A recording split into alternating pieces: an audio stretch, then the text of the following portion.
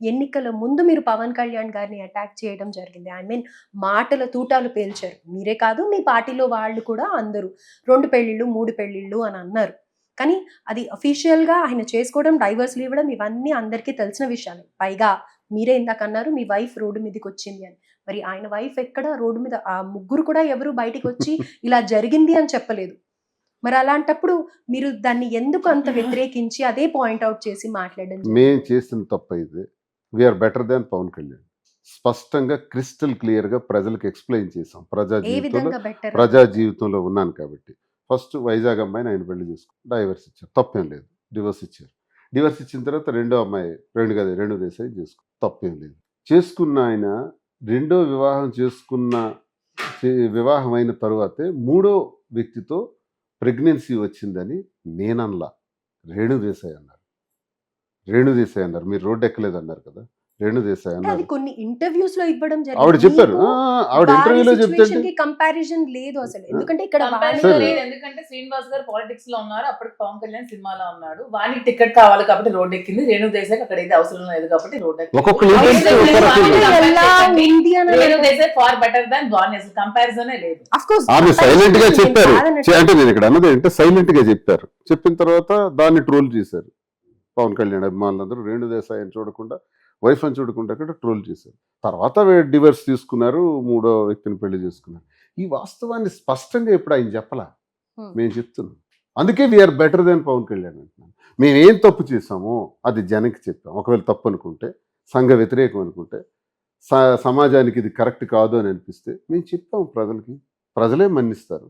ప్రజలే మమ్మల్ని అగ్రభాగాన్ని కూర్చోబెడతారు. మేము నమ్మింది ఏంటంటే, మేము చూసింది ఏంటంటే, మేము వాస్తవాలు ఎప్పుడైతే చెప్పామో ఈరోజు మాకు జనంలో అనుకూలత బాగా పెరిగింది. మాకు ఎక్కువ అనుకూలమైనటువంటి ఫేవరెట్స్ ఎక్కువగా పెరిగారు. ఇప్పుడు ఇప్పుడు ప్రెజెంట్ సిచ్యువేషన్ లో కూడా అంతే ఉంది అని అంటారా?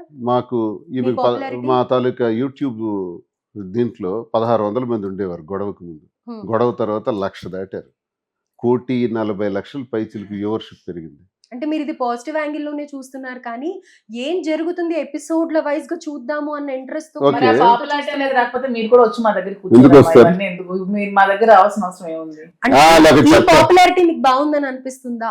మేము మంచి చేస్తాం. బాగాలేదు అనిపించట్లేదు. మేము ఫెయిర్ గా ఉన్నాం, మేము మంచిగా అంతే. చేస్తాం, మేము మంచిగా ఉన్నాం, మేము మంచిగా చేయాలనుకుంటున్నాం మా జనాలకి. సో ఎవరేమనుకున్నారో మాకు అనవసరం. మమ్మల్ని నచ్చేవాళ్ళు మా దగ్గరికి వస్తున్నారు, మీరు నచ్చని వాళ్ళు మాకు దూరంగా ఉంటారు అంతే. మేము అనుకున్నది మేము అయితే చేసాం. ఇప్పుడు నేను అడిగేది ఒక క్వశ్చన్, మిమ్మల్ని హర్ట్ చేస్తున్నానేమో తెలియదు కానీ బట్ మిమ్మల్ని అంత పాజిటివ్ గా మాట్లాడి మిమ్మల్ని ఎంకరేజ్ చేస్తూ వచ్చారు మీ హస్బెండ్ గారు, రైట్?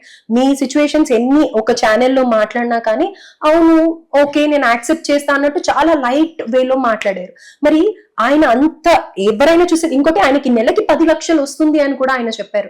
ఫైనాన్షియల్ గా బాగున్నారు, మీతో అండర్స్టాండింగ్ బాగుంది, మిమ్మల్ని ప్రతి దాంట్లో యాక్సెప్ట్ చేస్తున్న హస్బెండ్ ని వదిలేసి ఇక్కడ ఏ ఉందని మీరు డైవర్ట్ అయ్యారు. అండర్స్టాండింగ్ బాగుందని మీరు అలా చెప్తారు. మా ఇద్దరి మధ్యలో అండర్స్టాండింగ్ మరి లేని ఆయన ఇవన్నీ మీది ఏది కూడా తప్పుగా ఆయన consider పిల్లల చేయట్లేదు. కోసం వాణి మాట్లాడినప్పుడు అతను క్లారిఫికేషన్ ఇచ్చి వచ్చారు అంతే. వీడియో అంతకు మించి అండర్స్టాండింగ్ బాగుందని మీరు ఎలా చెప్తారు? పిల్లల కోసం DNA టెస్ట్ అలా చేయాలి. అంటే అప్పుడు ఆయన ఇంకొక రకంగా మాట్లాడాలి. ఇప్పుడు ఏ హస్బెండ్ కూడా పిల్లల కోసం wife మాట్లాడినప్పుడు ఇంకొకరితో అతను పాజిటివ్, పిల్లల వా- కోసం మాట్లాడినప్పుడు అది గుర్తు. కానీ డిఎన్ఏ టెస్ట్ల కోసం మాట్లాడినప్పుడు అతను వచ్చి రెస్పాండ్ అయ్యి నాకు నా వైఫ్ ఏంటో తెలుసని రెస్పాండ్ అవ్వడం జరిగింది. ఎంతమంది మాట్లాడతారు అలాగా? ఎలా మాట్లాడతారంటే అది పిల్లల కోసం అతను తీసుకున్నారు. తీసుకున్నారు అనకండి, నా వైఫ్ ఏంటో చాలా పాజిటివ్ గా మాట్లాడారు. హస్బెండ్ కి ఏం డిస్టర్బెన్సెస్ ఉన్నాయో మాకు తెలుసు కదా, మీకు తెలియదు కదా. అది కాదు, అందుకే 10 స్పష్టంగా మీకు అర్థం కావాలి. వాణి ఒక కామెంట్ ఏం చేసిందంటే, మాధురికి ఉన్న పిల్లలు మాధురికి ఎవరికి పుట్టారో DNA టెస్ట్ చేయండి అన్నారు. ఉమ్, అనేటప్పుడు తండ్రిగా ఆయన రెస్పాండ్ అయ్యారు. మాధురి ఏంటో నాకు తెలుసు, ఉమ్. ఆ పిల్లలు నా పిల్లలు అని రెస్పాండ్ అయ్యారు. అంటే దాన్ని మీరు పిల్లలే వేరే పిల్లల వరకు ఆయన రెస్పాండ్ అయ్యారు. అయ్యారు. అంటే ఏంటి, నాకు తెలుసు తన క్యారెక్టర్ ఏంటో, తనేంటో నాకు నాకు తల్లిలా తెలుసు. చూసుకుంది తల్లిలాగా చూసుకుంది. చెప్పారు. కోపంలో ఉన్న మగాడు నిజంగా ఆ వేలో ఎక్స్ప్రెస్ చేస్తారా? ఎవరన్నా వేరే వాళ్ళతో రిలేషన్షిప్ ఉంది ఎక్స్ప్రెస్ అని అంటే చేస్తారంటే అతను పాజిటివ్ నేచర్, అది అతని మెంటాలిటీ. అది మా ఇద్దరి మధ్యలో డిస్టర్బెన్సెస్ ఉన్నాయి, వాని వల్ల కొంచెం ఎక్కువ అయ్యి మా ఇద్దరి మధ్యలో అండర్స్టాండింగ్ లోపం, మా ఇద్దరి మధ్యలో లోపం ఉంది కాబట్టి మా ఇద్దరం విడిపోయాం. అవన్నీ మీకెందుకు ప్రాబ్లం కనిపిస్తుంది? డెఫినెట్ గా మీరు పబ్లిక్ ఫిగర్స్ ఇప్పుడు పాపులారిటీ అని అంటున్నారు. ఏంటి? ప్రతి ఒక్కరికి తెలుసుకోవాల్సిన అవసరం ఉంది అతను కదా. వచ్చి చెప్పాలి కదా. అతను ఎందుకు వచ్చి చెప్పలేకపోయారు మీడియా ముందుకు వచ్చి తిని ఇలా అలా అని? మా ఇద్దరి మధ్య డిస్టర్బెన్సెస్ ఉన్నాయి కాబట్టి తను కూడా సైలెంట్ గా ఆయన రెస్పాండ్ అయింది పిల్లల కోసం ఆ రోజు. కానీ ఈమె ఈమెని స్కేప్ గోట్ చేశాం మా కుటుంబానికి సంబంధించి, రాజకీయాల్లోకి తీసుకొచ్చి రాజకీయాల్లో బలీయంగా పనిచేస్తున్న ఆమెకు నాకు ఆమెకు సంబంధం ఉందని వాణి ఎప్పుడైతే దుష్ప్రచారం చేసిందో దానివల్ల నేనెంత డ్యామేజ్ అయ్యానో ప్రజల దగ్గర, అధిష్టానం దగ్గర, మీరు అన్నట్టుగానే ఆమె కూడా అన్నవారి దగ్గర, అత్తవారి దగ్గర డ్యామేజ్ అయ్యారు. Hmm. డ్యామేజ్ అయినప్పుడు ఇంట్లో జరగాల్సిన సంఘర్షణ జరుగుతుంది. అవును. ఆ సబ్జెక్ట్ వేరు, పిల్లల గురించి ఆయన రెస్పాండ్ అయ్యే సబ్జెక్ట్ వేరు. మీరు ఆ సబ్జెక్ట్ కి ఈ సబ్జెక్ట్ కి లింకప్ చేసి మాట్లాడుతున్నారు. పిల్లలకు సంబంధించి మాధురి గారు కాబట్టి పిల్లల అందులో సంబంధించి ఆయన రెస్పాండ్ అయ్యే విధానం చూసి అందరు షాక్ అయ్యారు. బికాజ్ అంత పాజిటివ్ గా ఏ హస్బెండ్ పిల్లల గురించి ఎవరైనా అంటే ఊరుకుంటారేంటి? పిల్లల గురించి ఎవరైనా మాట్లాడితే ఊరుకుంటారా? కాబట్టి రెస్పాండ్ అయ్యారు. పిల్లల గురించే రెస్పాండ్ అయ్యారు. కదా పిల్లల గురించి రెస్పాండ్ అయ్యారు ఆయన. ఆ రోజు మీరు వినండి ఒకసారి, రిలీజ్ చేసుకుని. వాళ్ళు నా పిల్లలు, మాధురి ఎలాంటి వ్యక్తో నాకు తెలుసు, నన్ను కూడా గోరుముద్దలు బాగా పెట్టింది, చూసుకుని బాగా చూసుకుని. అని రెస్పాండ్ అయ్యారు. ఇక అలాంటి వ్యక్తికి, అలాంటి భర్త ఉండేటప్పుడు వాణి అనే వ్యక్తి మాధురికి శ్రీనికి రిలేషన్ ఉందని దుష్ప్రచారం చేసినప్పుడు మరి కన్నవారు అత్తవారి దగ్గర ఎంత డ్యామేజ్ అవుతారు? ఎంత భర్త definitely. క్షమించినా అవును. చాలా డ్యామేజ్ అయ్యారు కదా, సంఘంలో డ్యామేజ్ అయ్యారు కదా, సమాజం ముందు డ్యామేజ్ అయ్యారు కదా, క్యారెక్టర్ అసాసినేషన్ అయింది కదా. అప్పుడు ఆమెకి దిక్కుతోచని పరిస్థితి వచ్చి ఒంటరిగా మిగిలిపోయారు కదా. Hmm. అప్పుడు నేనేం చేయాలి?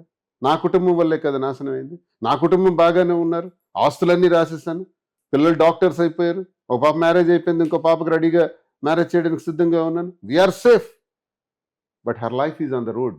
ఏం చేయాలి చెప్పండి, మీరే సలహా సూచన ఇవ్వండి. వదిలేయమంటారా? ఆమెకి ఏ దారి కాదు, ఏదో ఒకవేళ ఆ టెన్షన్ లో ఒకవేళ ఏదైనా సూసైడ్ గట్రా కమిట్ చేసుకుంటే ఆ పాపం మాకుండదా? నువ్వు అధైర్యపడకు, నీకు వచ్చిన ఈ దుర్మార్గమైన పరిస్థితికి నేను భరోసాగా ఉంటానని మాటిచ్చాను. అప్పుడు నేను ఒంటరిగానే ఉన్నాను. ఎందుకంటే వాణి ఎప్పుడైతే టికెట్ ఇచ్చేసానో ఆమె టికెట్ పొందిన తర్వాత ఇంటికి తాళం వేసి నాకు కూడా ఇబ్బంది పెట్టారు. ఆ తర్వాత ఒక 1.5 సంవత్సరం కాలం పాటు మాధురియే నాకు అన్ని ఏర్పాట్లు చూశారు. అంటే ఇద్దరం కూడా ఒక ఒంటరితనంలో ఆమె నన్ను విడిచిపెట్టేలా, ఆమె భరోసాగా నన్ను నిలబడటం చూసి నేను ఆమెకు భరోసాగా నిలబడాల్సి వచ్చింది. ఆ నిలబడటాన్ని రహస్యంగా ఉంచుకుంటే హ్యాపీ, మీరు కూడా అడగరు. రహస్యంగా ఉంచలేదు. మేము చేసిన మంచో చెడో ఏదంటే బయటికి చెప్తాం. అదే మా ట్రాన్స్పరెన్సీ అంటున్నాను. అందుకే జనం మాకు అంగీకరిస్తారు అంటున్నాను, అంగీకరించారు అంటున్నాను. ఇంత జరిగినా టెక్కల్లో నాకు 73,000 ఓట్లు వచ్చాయి. ఇంత జరిగినా నిన్నగాక మొన్న 15 రోజుల ముందు వచ్చి నామినేషన్ వేసేవాడు 50,000, 60,000 మెజార్టీతో గెలిస్తే నా మీద పోటీ చేసిన అచ్చెన్నాయుడు రాష్ట్ర పార్టీ అధ్యక్షుడిగా 30,000 మాత్రమే అతని మెజారిటీ. అందరికన్నా తక్కువ మెజారిటీ అచ్చెన్నాయుడిది. ఒకవేళ ప్రజలు మాకు అలా ఆలోచించి ఉంటే అచ్చెన్నాయుడు 60,000-70,000తో గెలవాలి, నాకు 73,000 రాకూడదు. ప్రజలకి అన్నీ తెలుసు కూడా, వాస్తవాలు తెలుసు కాబట్టి మాకు ఓటు ద్వారా